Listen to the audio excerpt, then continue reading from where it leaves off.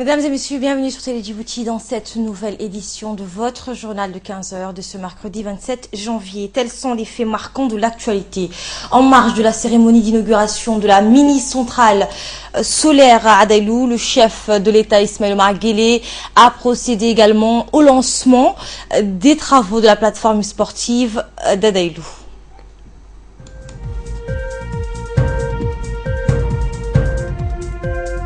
Et plusieurs milliers de personnes ont rendu hommage lundi à Ouagadougou, victimes de l'attaque djihadiste du 15 janvier au Burkina Faso.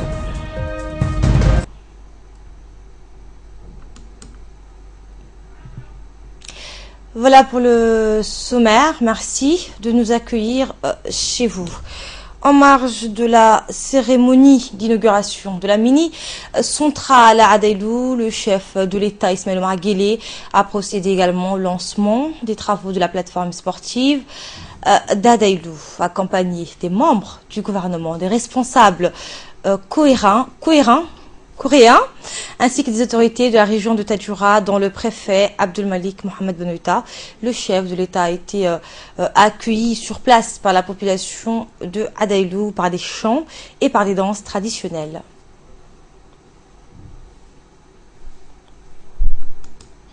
Et pour encourager les jeunes adaïlois à s'adonner aux activités sportives, le président de la République a effectué un lancer de ballon de basket ainsi qu'un coup de franc en handball, un tir de 6 mètres ou penalty.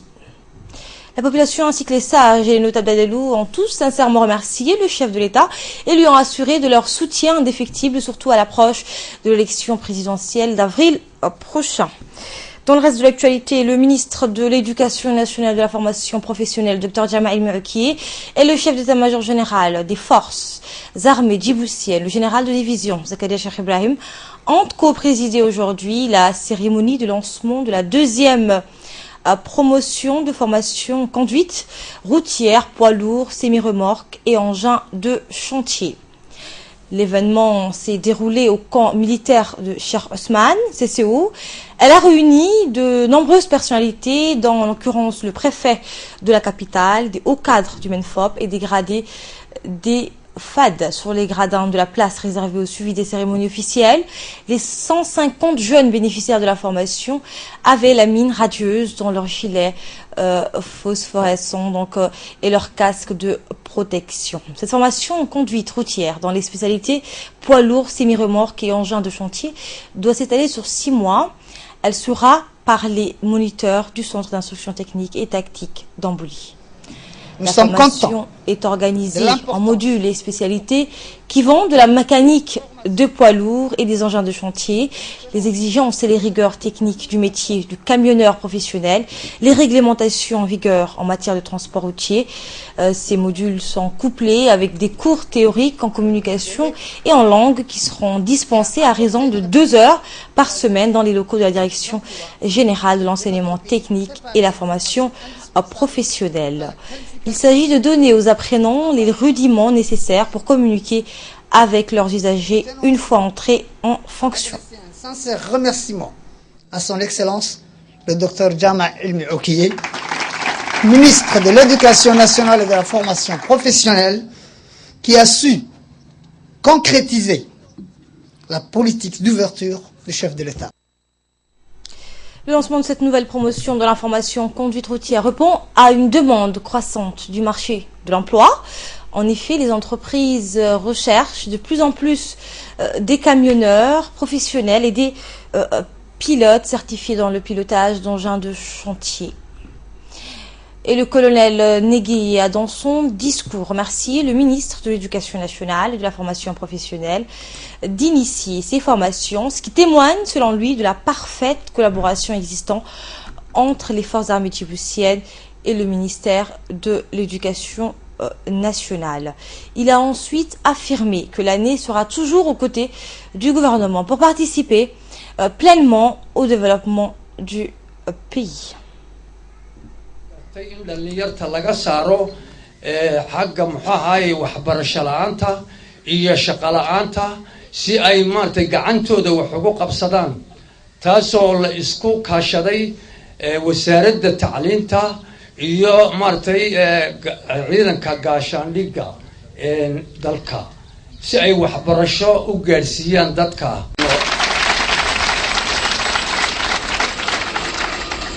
wixii ay maaragtay balaaskooga ay maaragtay buuxin karaan iyo maaragtay sidaana loogu talagalay sidaana waan jecelahay inay sameeyaan.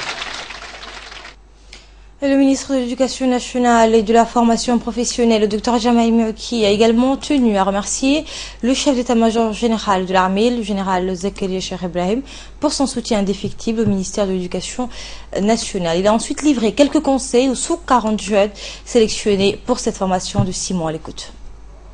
Je prends un réel plaisir à prendre la parole au cours de cette cérémonie de lancement officiel de la seconde promotion de la formation en engins de chantier et de poids lourds, remorques et semi-remorques destinés à plus de 140 jeunes djiboutiens pour exprimer mes sentiments de satisfaction.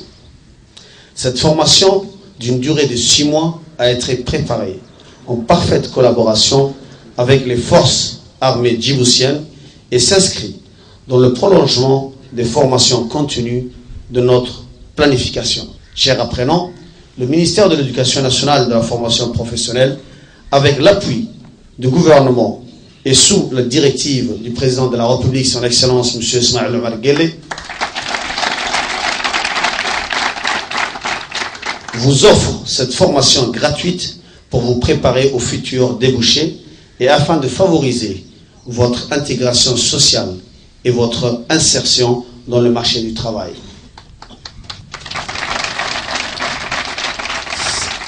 Cette offre de formation professionnelle de qualité vous concerne tous particulièrement car elle conduit votre avenir. Dès lors, il vous appartient de faire preuve de beaucoup de rigueur, de dynamisme, d'investissement et d'abnégation. Il va falloir développer une capacité à l'effort sans mesure et une culture de travail exemplaire. Votre discipline doit être irréprochable. Aucun écart de comportement ni de négligence et de non-nonchalance ne seront tolérés ni admis. Aucun écart de comportement ni de négligence et de non-nonchalance ne seront tolérés ni admis par vos formateurs. Vous devez être à la hauteur des efforts et des espoirs placés en vous. Mesdames et messieurs, je saisis cette opportunité pour adresser mes vifs remerciements au chef d'état-major général des armées, le Hajj et le général Zakaria Cheikh Ibrahim, qui ne ménage aucun effort pour nous accompagner. Après la cérémonie de lancement de la formation de cette seconde vague d'élèves camionneurs et de pilotes engins de chantier, le ministre de l'Éducation et les officiels ont suivi des séances de démonstration sur le site du défilé militaire organisé lors de la célébration de la fête nationale. À bord des poids lourds et des engins de chantier, les moniteurs de l'armée ont fait quelques manœuvres devant les officiels et les élèves camionneurs et conducteurs d'engins de chantier. Au cours de ces séances, les moniteurs des forces armées djiboutiennes ont effectué quelques présentations sur les spécificités des poids lourds et des camions semi-remorques ainsi que des engins de chantier. Les systèmes de démarrage et de propulsion, la mécanique des engins et les moteurs qui y sont embarqués ont fait l'objet d'une exposition.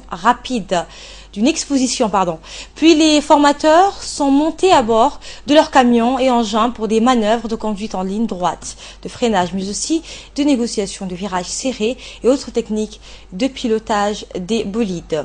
Les formations à proprement parler débutent donc ce samedi, des cours approfondis sur toutes les spécificités. Et on va rappeler que toutefois, que les contenus des modules de formation ont été préparés par les experts internationaux. Tout au long de la semaine passée, ces mêmes experts ont animé des ateliers de formation des formateurs au profit des moniteurs de conduite des FAD. L'occasion pour ces derniers de s'approprier globalement les tenants et les aboutissants de la formation et d'en maîtriser tous les contours des modules de formation.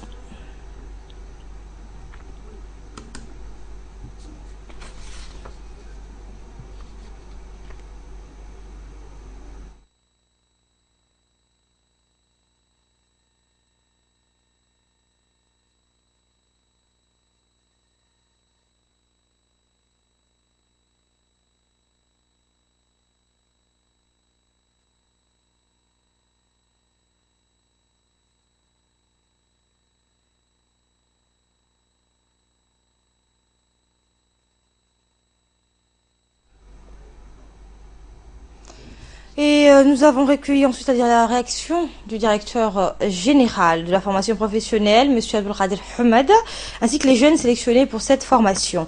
Ils nous ont tous exprimé leur satisfaction et remercié le chef de l'État Ismaël Omar Guelleh d'être toujours disponible, proche et soucieux du devenir des jeunes. On les écoute. C'était une journée de célébration, une cérémonie de lancement de la formation, donc deuxième promotion conduite routière engin de chantier, poids lourds et semi-remorques. Cette formation concerne environ 150 stagiaires, 150 personnes qui ont été sélectionnées. Environ 500 personnes ont déposé un dossier. Donc nous avons procédé à un test de sélection de conduite d'un véhicule particulier avec les forces armées djiboutiennes. Suite au texte, nous avons sélectionné à peu près 150 personnes qui vont participer à la formation qui va durer 6 mois ici au camp CITA, au camp Cheikh Ousmane, plus précisément à la CITA, et pour les engins de chantier au niveau de la caserne Génie. Donc c'est très important de le préciser. Aussi, ces jeunes seront placés en stage chez les professionnels 3 mois pour compléter leur formation. Voilà, c'était le lancement aujourd'hui officiel. Donc on voudrait profiter de cette occasion pour remercier le ministre de l'Éducation qui a donné tous les moyens pour que cette formation puisse commencer, et également le chef d'état-major général. Également dans l'actualité, il y a cette réunion, une importante réunion qui s'est déroulée aujourd'hui au ministère du Travail. Une réunion tripartite regroupant l'État représenté par le ministre de l'Emploi, de la Réforme administrative, Abdi Hussein Ahmad, les représentants des agences de sécurité ayant des contrats de sous-traitance avec l'armée et pourvoyeuse de personnel. Enfin, le syndicat de travailleurs du camp Lémoni a eu lieu donc ce matin au ministère de l'Emploi. Cette réunion consistait à examiner un projet de convention qui doit être signé entre les employeurs et les employés dans tous les prochains jours. Cette convention mettra fin au contrat de durée déterminée, CDD, et elle permettra donc aux travailleurs temporaires de bénéficier d'un contrat à durée indéterminée des CDI, ce qui leur évite d'être remplacés ou licenciés plus facilement. Cette même convention permettra aux salariés de bénéficier d'avancements dans leur carrière et des augmentations de soldes. Le versement régulier des salaires autorisera ainsi ces derniers à jouir de comptes bancaires et de solliciter des emprunts auprès de leur banque. Ils se sentiront plus en confiance, ce qui aura des effets sur la qualité de leur travail. Outre le ministre, ont assisté à cette réunion les directeurs des agences AGS, le IEA2, l'Harmonica, ainsi que le représentant du syndicat des travailleurs du camp Lémoni, affilié à l'Union Générale de Travailleurs djiboutiens. Voilà, vous aurez donc ces images dans nos prochaines éditions. Une cérémonie marquant la fin d'un atelier de formation au profit des gendarmes affectés aux aéroports et chargés de la sécurité et des contrôles des transports aériens a eu lieu ce matin à l'INAP. Cette formation sur la sûreté aéroportuaire, intitulée formation de base de type 1, 2 et 3, a été assurée par des instructeurs de l'OACI, l'Organisation de l'aviation civile internationale. Elle s'est déroulée à l'INAP et a duré 2 semaines. Cette formation a permis aux jeunes gendarmes d'acquérir de nombreuses techniques et notions visant à vite appréhender et neutraliser toute éventuelle menace ciblant les infrastructures aéroportuaires, qu'il agisse des avions, des passagers et voyageurs, du contrôle des valises et leur contenu, des autorisations d'accès aux différentes zones protégées. Toute menace d'acte terroriste devant être immédiatement stoppée. Plusieurs allocutions ont marqué la clôture de cet atelier de formation, dont celle des experts en sécurité aéroportuaire du colonel Ibrahim Elmi Kaib, représentant du chef d'état-major de la gendarmerie nationale. On a procédé ensuite à une remise d'attestations aux différents participants, puis une photo de famille a été prise. D'autres ateliers de formation seront programmés au profit du personnel de la gendarmerie affecté à la surveillance et au contrôle des transports aériens. Cette unité est un maillon capital dans la lutte contre toute forme d'infiltration ou d'action terroriste. Passons à présent à l'actualité régionale et internationale. En bref et en images, au Burkina Faso, le pays rend hommage à ses victimes. Plusieurs milliers de personnes ont rendu hommage lundi à Ouagadougou aux victimes de l'attaque djihadiste du 15 janvier au Burkina Faso qui a fait au moins 30 morts et 71 blessés. Au cours d'une cérémonie solennelle organisée de la place de la Révolution, le président gabonais a appelé ses compatriotes à céder à aucune pression en dépit de la grande douleur qui les frappe.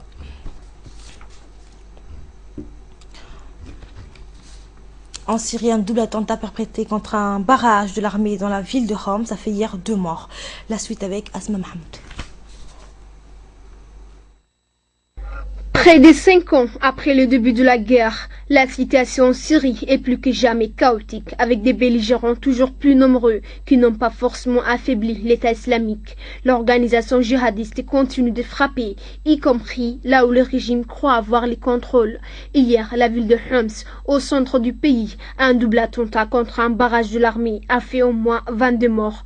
Appuyée depuis fin septembre par le raid massif de l'aviation russe, l'armée de Bachar al-Assad et le milice chiites qui la soutiennent disent avoir regagné du terrain. Mais ce n'est guère l'État islamique qui fait les frais de ces conquêtes. Les Russes tentent d'affaiblir plus sérieusement les mouvements de l'insurrection armée, dont l'armée libre de résistance, composée essentiellement de militaires ayant fait défection. Ainsi, les forces pro-gouvernementales ont repris ce week-end la ville de Rabia, au nord-ouest du pays. Elle était depuis 2012 aux mains de forces rebelles, une prise importante dans la province de Latakia, berceau de la famille Assad. L'armée syrienne cherche surtout à reprendre le contrôle de l'autoroute qui relie Alep à Damas, une voie d'approvisionnement stratégique pour les rebelles. La Russie ne n'en cache plus. Son appui aérien aux forces du régime, souvent décisif, vise essentiellement les forces rebelles hétéroclites et non les djihadistes de Daesh ou les combattants de l'État islamique en Irak et au Levant, pourtant désignés à l'origine comme la cible officielle des Russes. Et au Danemark, le Parlement a voté une loi décriée du droit d'asile qui va autoriser les forces de police à dépouiller les réfugiés et demandeurs d'asile de certains de leurs biens, histoire de dissuader de nouveaux arrivants. Après 3h30 de débat et des mois de polémique, le Parlement danois a adopté hier une réforme très controversée de son droit d'asile. Le vote n'était qu'une formalité pour le gouvernement du Premier ministre libéral. Il avait le soutien des populistes du Parti populaire danois, mais aussi de plusieurs partis de droite et des sociaux-démocrates, premier parti d'opposition. Sur les 109 députés présents, 81 ont voté pour, 70 élus étaient en revanche absents de l'hémicycle. Vivement décrit à l'étranger, le texte prévoit notamment de confisquer les effets de valeur des migrants, de diminuer leurs droits sociaux et d'allonger les délais de regroupement familial.